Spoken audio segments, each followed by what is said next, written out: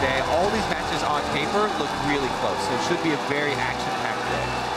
Meanwhile, Tam's taking all the damage, will be brought back to life thanks to his support. Zephyr jumped on, there is the hook coming in, they kill Shook, can they kill Tam? He's still going!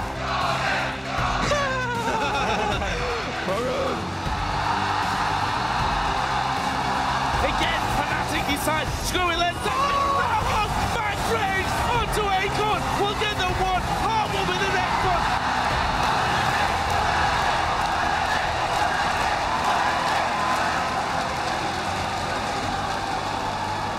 Sneaky less than half HP, Balls is there as well. Oh! They finish him off, they do get one. This entire day is going to be beasts and matches, but for sure here. Yellowstar again goes down without the rest of the team as he tries to pull them away, but they will not follow him.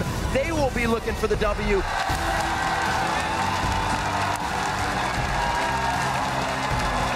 The monsoon lands. Danagorns is going to go focused. He gets burnt on down. Shook goes deep. Punts and left straight back in towards the line. Descends and land pulls him in. Dane taken out. Slides out of the way. Yeah!